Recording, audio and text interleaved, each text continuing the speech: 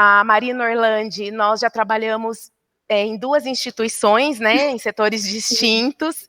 É uma colega muito querida, ela possui especialização em macroscopia, ela é pós-graduada em administração hospitalar, graduada em ciências biológicas, tem experiência em anatomia patológica há 17 anos e atualmente é analista especializada 3, realizando descrição e clivagem das peças anatômicas no Laboratório Salomão Isope, São Paulo, sobre técnicas macroscópicas, Marina Orlandi. Muito obrigada. Vamos começar, então.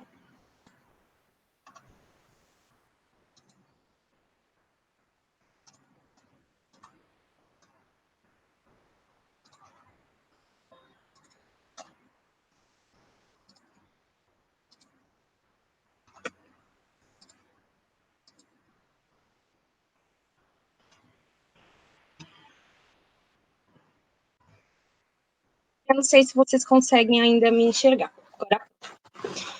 Bom, vamos iniciar então nossa palestra sobre técnicas macroscópicas.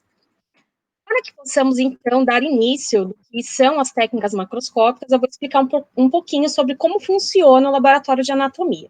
O laboratório de anatomia é dividido entre triagem, macroscopia, histologia, microscopia, o paciente, né, que é a entrega do laudo, ou então um exame complementar. A amostra chega no laboratório, é recebido pela triagem, onde é feito toda a conferência do material do paciente. Feita a conferência, estando tudo ok, o macroscopista vai fazer a clivagem da peça e vai fazer a descrição macroscópica desse material. Após isso, é enviado para a histologia, da histologia faz a microscopia, que é feita pelo médico patologista. O médico patologista ou entrega o laudo para o paciente ou solicita os exames complementares. Nos próximos momentos, no nosso dia de hoje, vocês vão saber mais sobre isso. Então, com esse trabalho, eu tenho alguns objetivos pessoais, que eu sempre digo que não são frascos, são vidas. E o valor do macroscopista é confirmado a todo passo, né? Nesse caso, a necessidade de conhecer a anatomia, de ter uma boa redação e gramática, porque não adianta você saber somente uma parte da situação e não saber a outra. Não adianta você ter conhecimento técnico e saber quais são os órgãos e não saber contemplar todas essas informações a ponto de juntar tudo e fazer um laudo adequadamente. Qual é a nossa importância sendo um laboratório de anatomia, trabalhando diretamente com o paciente? Nós temos que refletir o nosso carinho, né, o nosso cuidado no passo a passo desse paciente, desde a entrada dele no hospital, no momento cirúrgico e no momento pós-cirúrgico.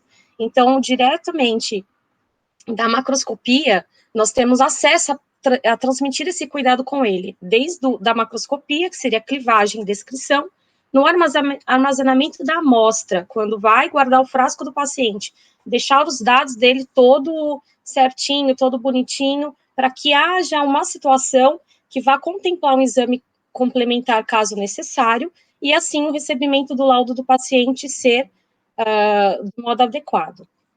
Então, a macroscopia, o setor da macroscopia é o nosso foco de hoje. Dentro da macroscopia, é 100% artesanal, não tem máquina. Então, existe extrema necessidade de se saber o que está fazendo ali. Não adianta a máquina, não adianta apertar botão. Você é o condutor dessa máquina, no caso, o macroscopista. Então, são os olhos do patologista, exige que o executor tenha conhecimento teórico científico adequado para a realização de tal tarefa.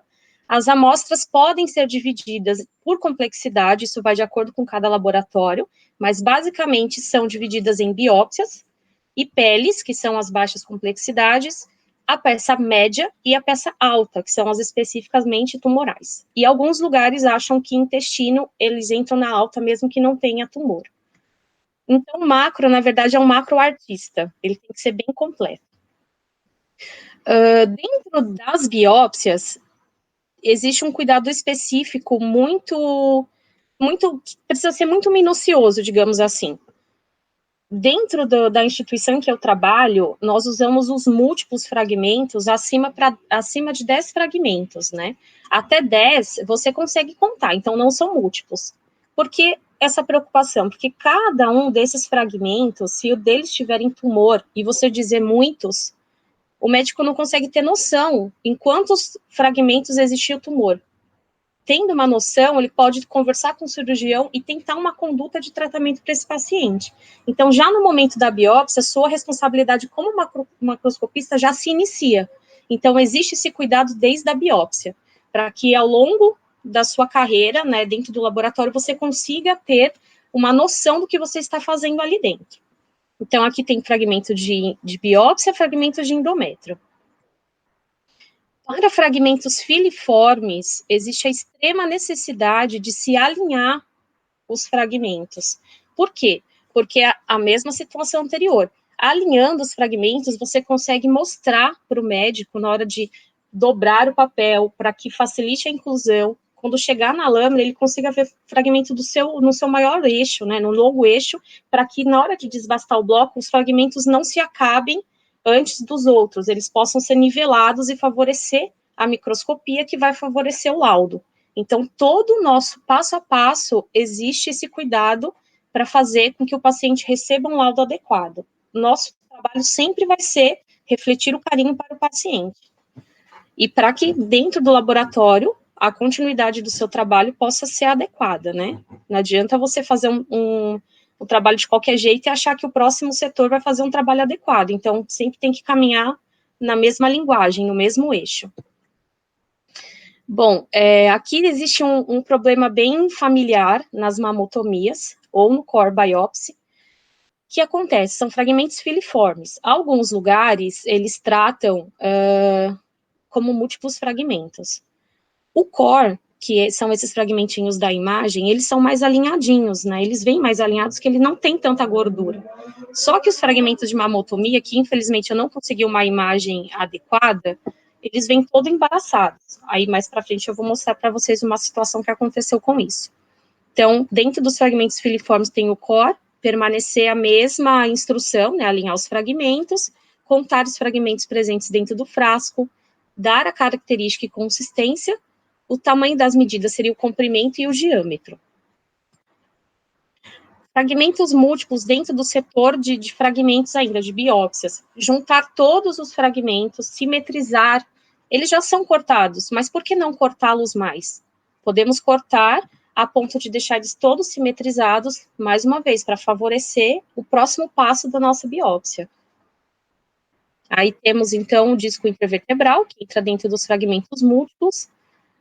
No caso aí, segue o mesmo padrão, alguns lugares pintam de eosina ou azul de toluidina, isso vai do laboratório, não existe uma regra, mas sempre que o fragmento for mais clarinho, existe a expectativa de que eles sejam pintados, né, existe a orientação, digamos assim, para que nos próximos setores fica mais fácil a inclusão e direcionar o corte, no caso.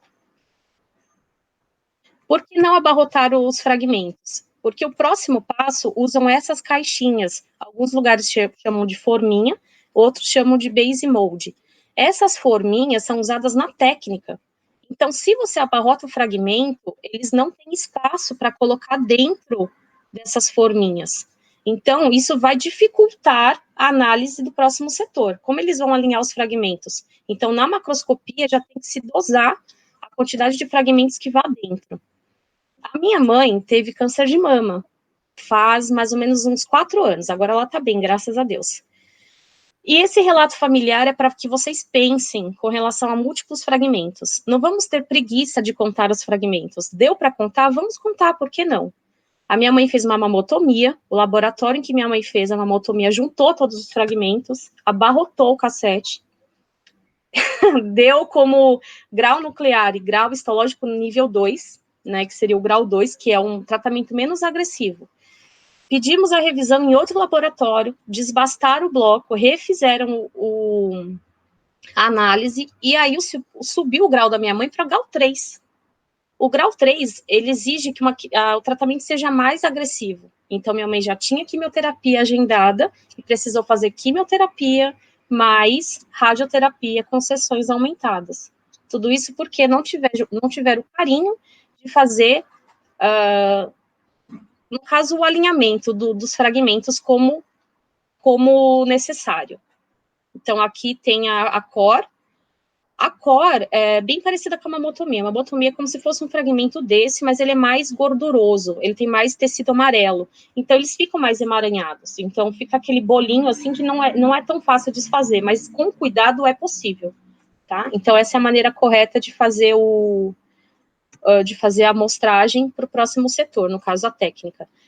Mesmo que seja biopsia, é bom dobrar o papel e deixar uma bordinha ao redor, para que o pessoal da técnica tenha mais facilidade para tirar o papelzinho de dentro e o fragmento não pule. No caso de pele, nós temos uma sugestão de corte para alopécias, né, que é separar a derme da epiderme. Separando essa primeira parte, você tem um corte transversal, que é essa partezinha aqui de baixo, e o restante do fragmento é cortado na vertical.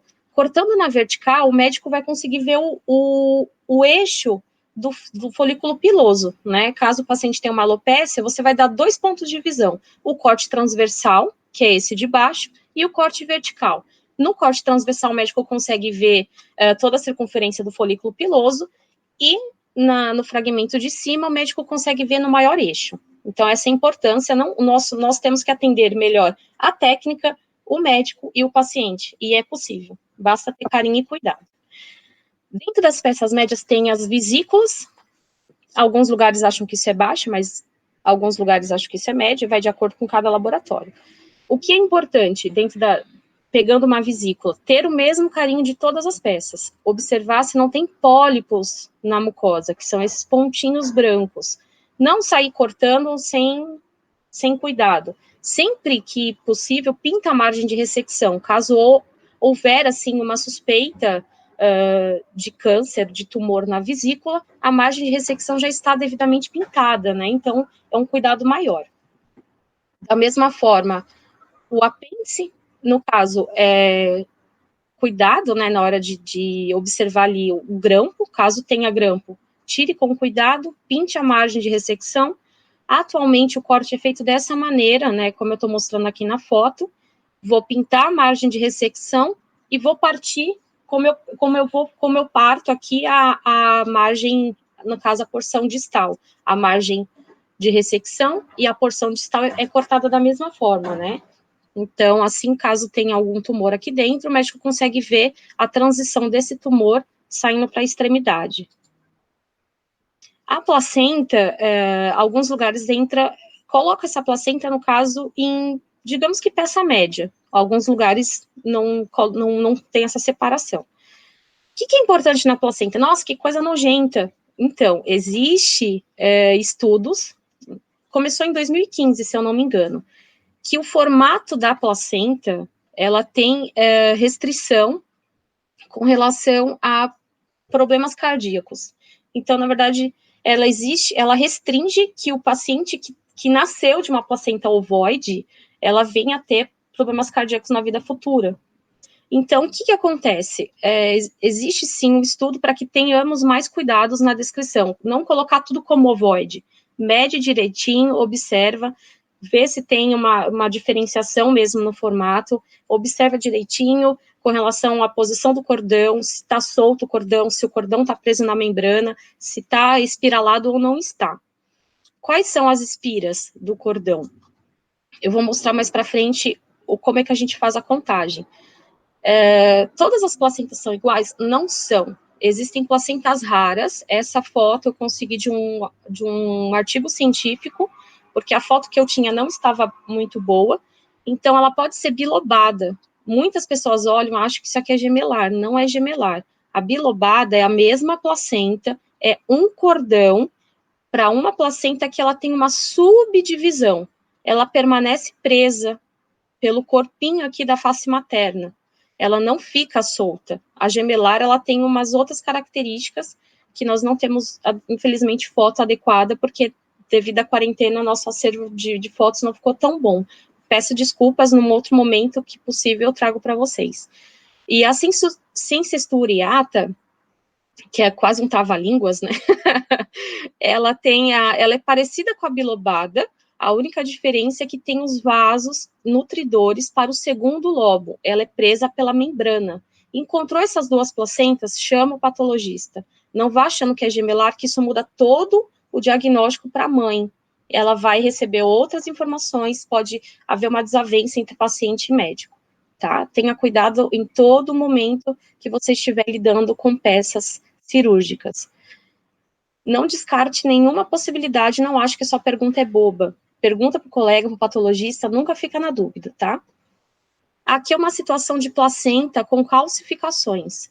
As calcificações são esses pontinhos branquinhos aqui, que são ilhas de cálcio. Isso pode, não sei se pode causar uma petrificação, mas pode dificultar na nutrição do feto.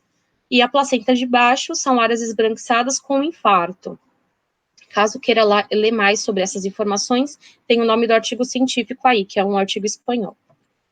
Então, aqui são as espiras. O que há necessidade de contar? A quantidade de espiras também impacta na quantidade de sangue e de fluxo sanguíneo que o paciente, que no caso o feto, recebe, tá? Então, tem o hipoespiralado, que não tem espiras nenhuma, e o hiperespiralado, que são várias voltinhas. No caso da foto, eu tenho 3 espiras.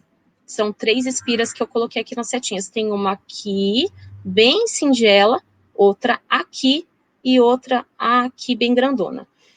No caso, não são todos os laboratórios que pedem, tá? Então, segue a regra do seu laboratório. Avançando nas peças médias, aqui nós temos um útero morcelado. Então, para você que quer avançar na peça alta, você tem que ter a visão da peça média. Qual é a visão da peça média? A visão da peça média é que você consiga perceber as estruturas dentro desse emaranhado de fragmentos.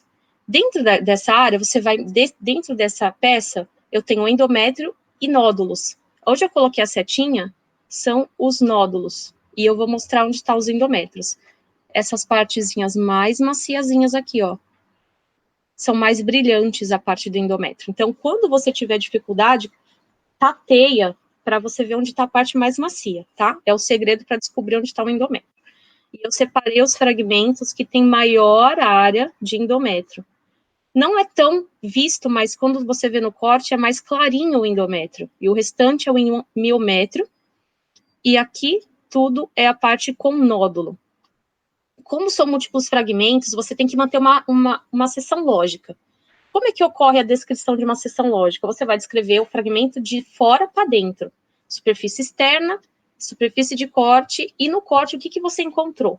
E permaneça com os fragmentos de mesma característica próximo, para que essa sequência lógica que você criou na macro possa seguir para o patologista. Com isso, diminui recorte, diminui revisão, e você vai ficar mais tranquilo de ter feito um bom trabalho. Dentro das peças médias, temos também peças não tão limpinhas, mas o macroscopista tem que estar apto a passar por esses momentos. No caso, aqui é um ovário de teratoma, que teratoma é uma doença germinativa, e ele nasce cabelo dentro. Alguns lugares já presenciaram situações de teratoma com olho e dente, estruturas dentárias completas, tá? Com gengiva e tudo. É bem difícil, é raro. Esse daqui chegou pra gente, mas não tem tantas coisas a não ser o cabelo mesmo. Então, o que você tem que fazer no caso de peças maciças, né, que são sólidas? Pesar, medir, descrever a superfície externa, limpar o conteúdo e procurar vegetações. O que é vegetação? Vegetação são áreas que podem ter câncer, podem ter tumor. Se você passa batido por isso, essa paciente, além de ter um teratoma, que é uma doença benigna, ela perdeu a chance de tratar um câncer de ovário. Então, você não pode ter nojo a ponto de não cuidar da peça adequadamente. Então, você precisa, sim, tratar com muito carinho até as peças que não são tão limpas, tá? Outra situação, isso aqui é um intestino delgado, se eu não me engano, são 3,40 metros que tinha aqui, que minha colega aqui mediu. Esse intestino não veio limpo, nós tivemos que limpar. Às vezes o paciente chega numa situação no hospital que não dá tempo, faz uma cirurgia de emergência. A cirurgia de emergência não tem evacuação. O paciente vem com as fezes dentro do intestino, então ele é limpo dentro do laboratório. Qual é a sua preocupação nessa peça? É só uma peça de necrose. Não banalize. Pode ter coisas que está relacionada a outras situações do paciente. Obesidade mórbida, problemas cardíacos, uma outra situação, ele pode ser um paciente enfermo que não consegue se alimentar adequadamente, toda uma situação por trás de uma peça que é só necrótica. Não é só necrótica, tá, pessoal? É uma peça de um paciente que precisa o mesmo cuidado. E aqui embaixo nós temos os fragmentos de interesse, que são as margens de ressecção e as áreas com maior aspecto necrótico. Qual é a parte interessante? Quando tiver um material dessa forma, cortar as áreas menos necróticas, para que saiam células viáveis para análise histológica, tá? Aqui é um abscesso pélvico, ele veio dentro do nosso laboratório, aí a pessoa já se desespera, meu Deus, abscesso pélvico, um tumor, o que eu faço da minha vida? Se você estudou direitinho os passos anteriores, você é capaz de observar aqui uma fímbria. Então você já começa a fazer a assimilação. Abscesso pélvico, que tem uma região inguinal esquerda, então o que eu posso ter? Apêndice? Não, apêndice não, porque o apêndice é do lado direito. Então pode ser uma fímbria, então realmente pode ter um ovário, uma tuba. Como é que você consegue observar? A peça veio dessa forma. Você vai rotacionando a peça, tentando assimilar coisas que você consegue perceber, que você conhece. Não conhece, pede ajuda para o colega. Isso aqui é uma fímbria. Aqui embaixo eu botei uma foto de uma fímbria, teoricamente normal, para vocês compararem. Não ficou tão boa a foto, mas eu acredito que dá para ver. Esses cabelinhos aqui são as fímbrias, que são essas fímbrias aqui. Não são da mesma paciente, tá? São pacientes diferentes. Eu só coloquei para vocês observarem a situação. Por essa fímbria, a gente chega nessa situação. Onde está o ovário? Aqui é o ovário, aqui é o ligamento do ovário, que aderiu por uma fibrose à tuba. E existe um abscesso aqui, acúmulo de pus na paciente. Então, você vai cortando e selecionando. Eu mantive todos os fragmentos em ordem. Todos os ovários, toda a parte que eu achei ovário permaneceu junto. Depois tuba, tudo que é tuba na parte de cima. Eu representei dessa forma. Tudo.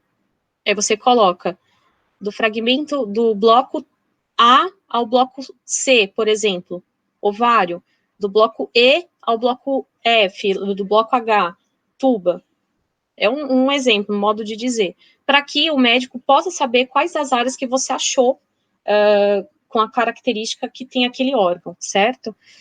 Avançando um pouco mais, aqui são divertículos, né, no intestino grosso. Os divertículos se formam na parede, na mucosa, cedem à parede e a parede adentra o tecido adiposo do intestino. Nossa, é o intestino, fácil de fazer. Se você não observa, o paciente pode estar vivendo uma situação dessa. O divertículo pode estar rompendo e levando fezes para a bexiga dele. Com isso, o paciente morre de septicemia, né, uma infecção generalizada, e você poderia ter dado para ele um norte, né, podia ter dado para o cirurgião um norte, um motivo pelo qual o paciente está passando por isso.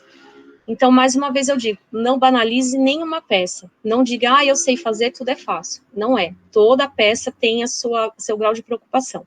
Então, aqui tem os divertículos, a mucosa, no caso, está bem apagada ou lisa, então, existe essa preocupação de tomar cuidado com toda a peça que você pega, tá?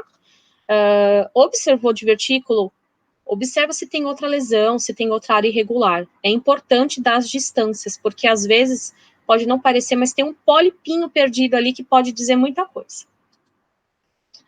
Ainda que você conheça toda a anatomia, agora nós vamos vivenciar situações diferentes do mesmo órgão.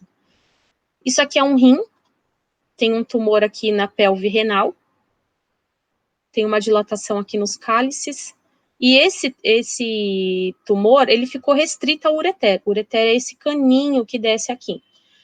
No caso, qual a importância? Fazer cortes com a transição do tecido tumoral para as áreas adjacentes.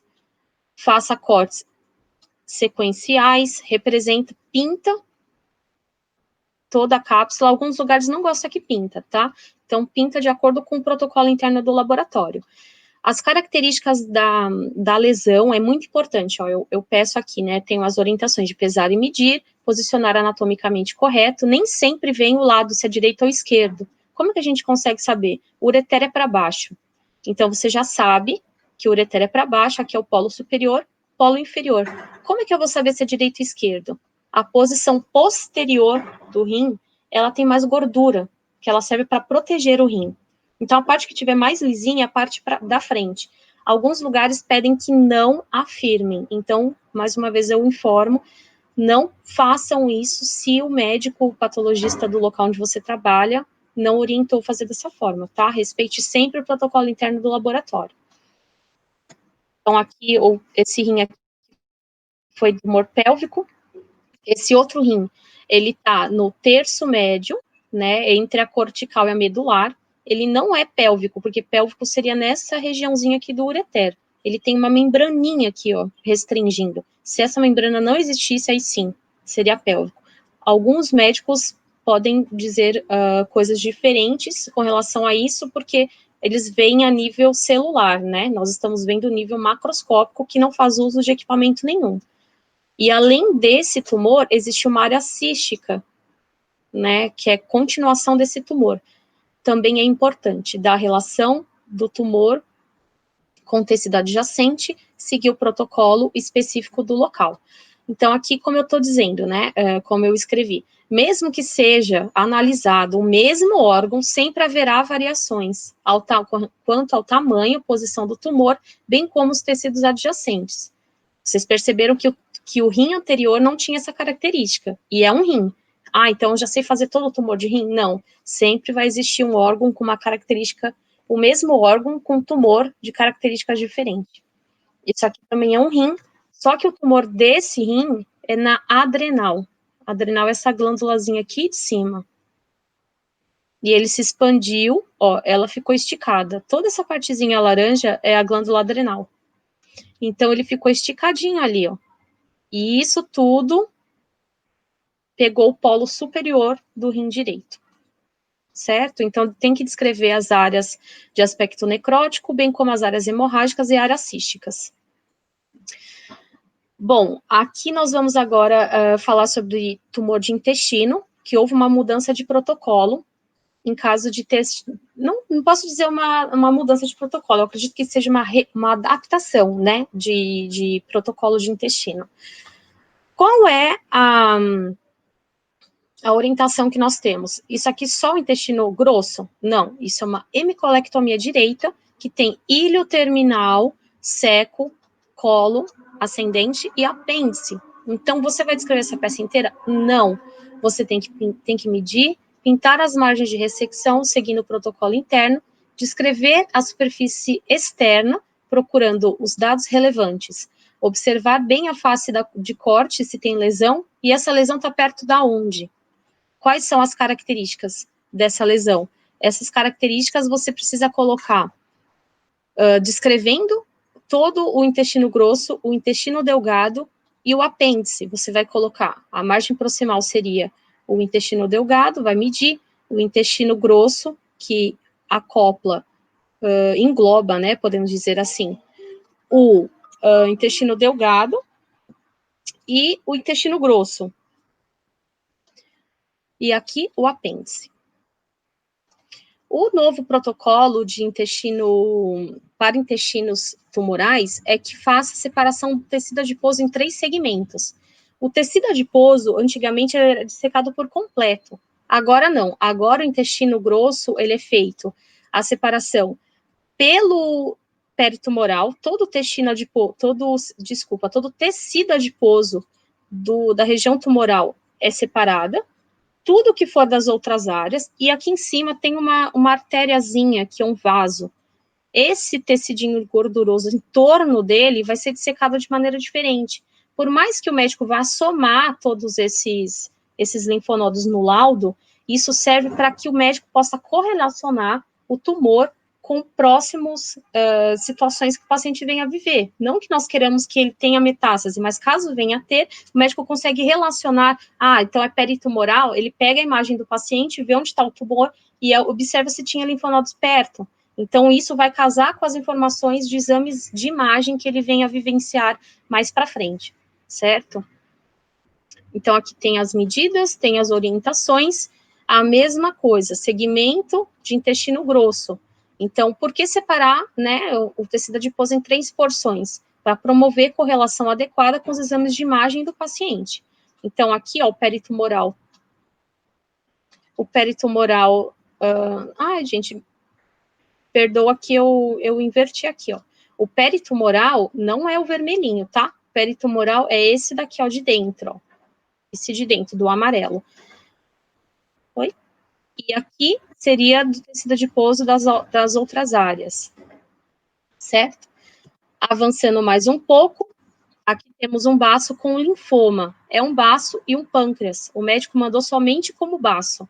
Se você tem um olho clínico, você vai conseguir enxergar que ele tem 2 porções de tecidos diferenciadas. Ele tem aqui, ó, o pretinho aqui, ó, mais roxinho, é o baço. Isso tudo é o linfoma, que já tomou conta do pâncreas. O pâncreas é esse granulosinho aqui, ó. Isso é com o tempo, tá? Que você vai criando esse olho clínico para avançar passo a passo da macroscopia. E outra informação, ó, diferenciar as estruturas, né, das lesões acometidas e dar preferência para representar as áreas da transição da lesão, dos órgãos correlacionados, porque o médico precisa dessa informação, de que está saindo o linfoma do baço e está adentrando o pâncreas, no caso. Tá? O baço e o pâncreas.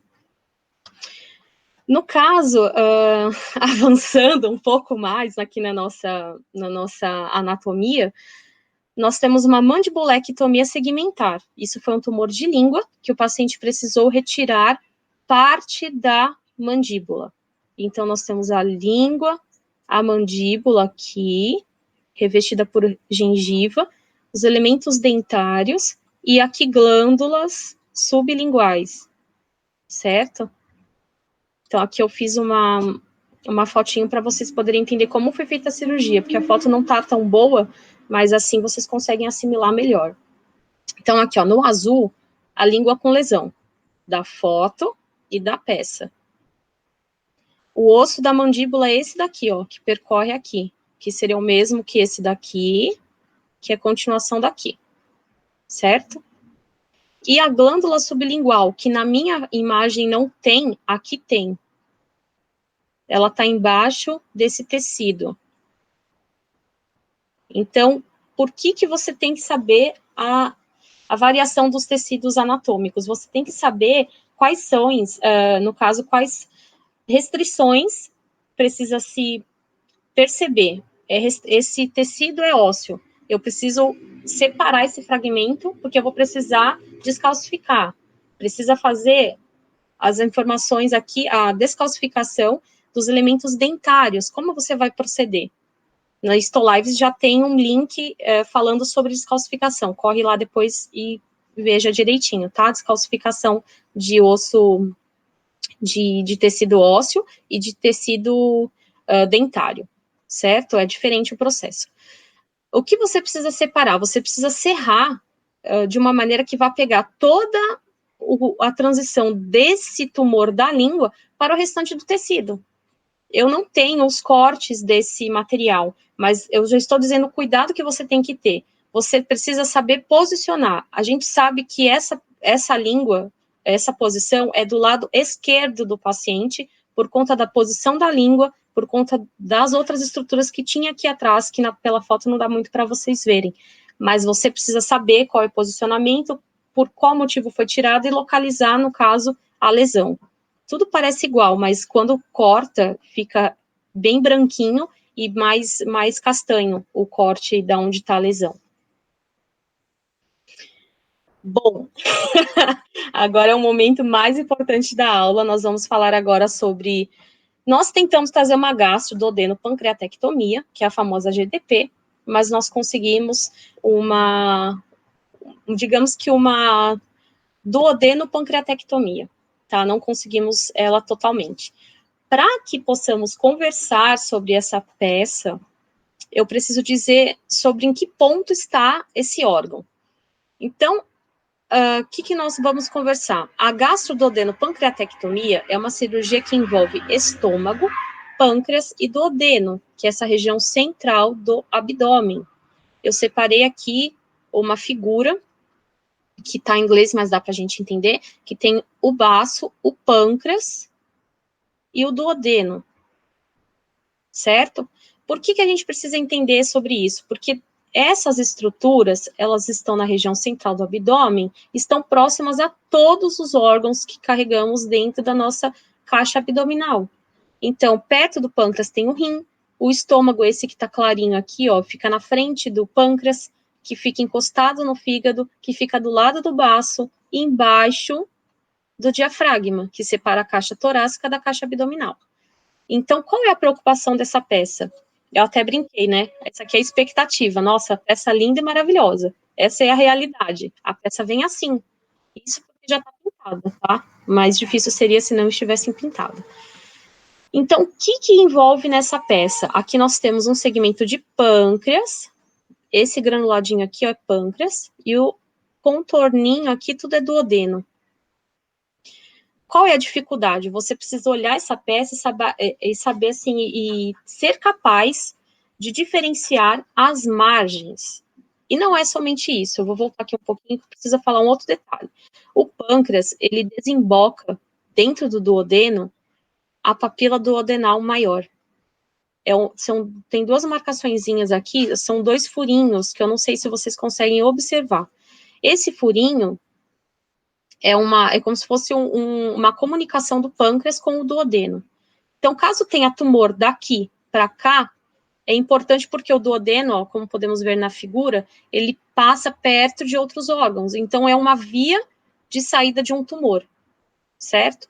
Então, o posicionamento dela é bem assim, sutil, porque você vai precisar de ajuda, não é uma peça tão fácil, não, já sei fazer tudo, vou sair fazendo. Não, essa peça, isso aqui são 3 margens dessa face, da mesma peça. Depois eu vou mostrar as outras faces. Então, reconhecer todas as estruturas, pintar as margens de ressecção, observar bem a face de corte. Tem lesão? Acomete quais estruturas, distância das margens e faces de ressecção.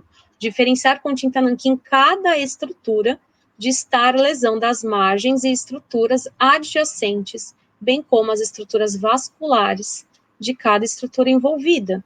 Então, aqui nós temos o azul, margem proximal, é esse daqui, ó.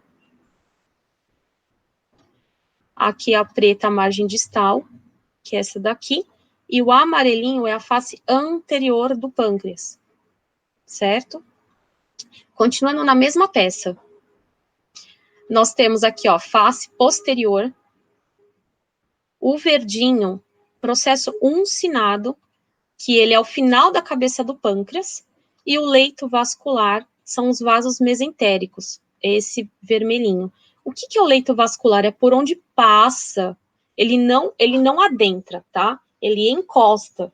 O leito é por onde ele encosta, ele desce por ali para fazer irrigação toda da região abdominal, das artérias e vasos mesentéricos. Mesentérico é o tecido adiposo da cavidade abdominal. Mais especificamente, ele fica sobre o tecido, o intestino delgado, tá?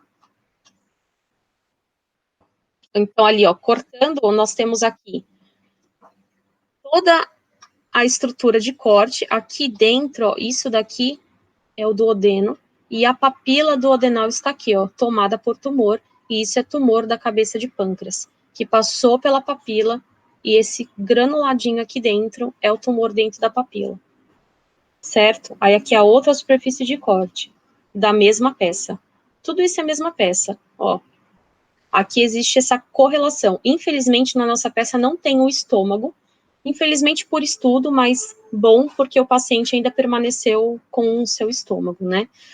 E aqui tem toda a comunicação do pâncreas com o duodeno. Por isso que é importante você conhecer essas três peças, porque você tem margem de ressecção, no caso não tem não tem o estômago, né? Mas tem o duodeno. Então você tem que saber posicionar.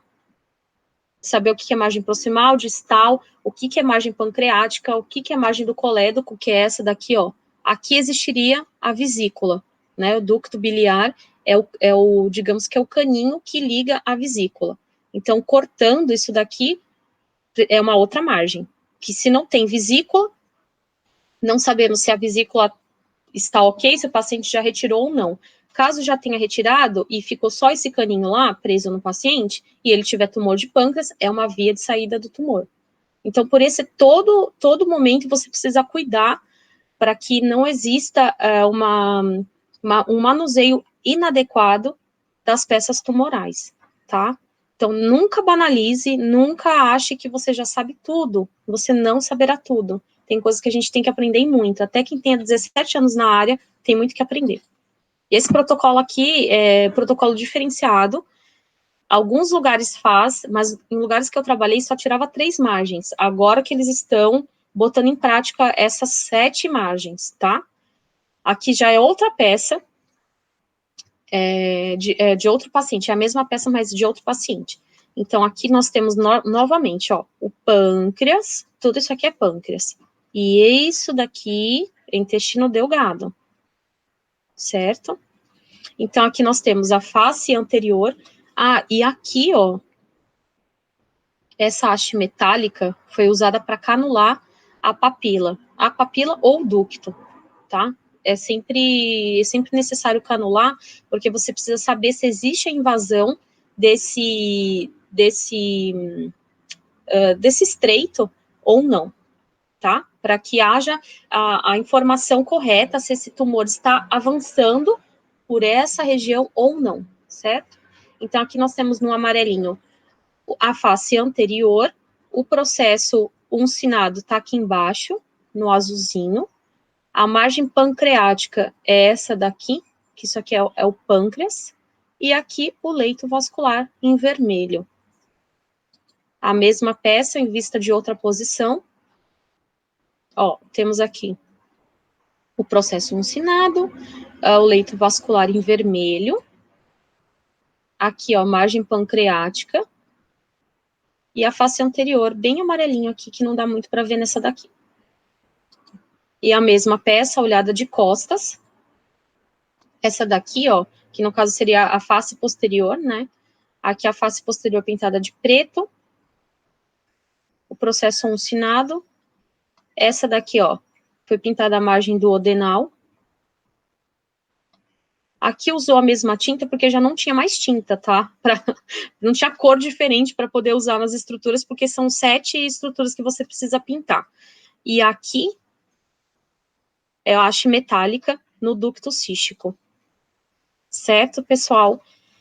Eu agradeço muito esse momento que eu pude falar de anatomia, que eu pude falar dessa aula maravilhosa de coisas que eu gosto bastante.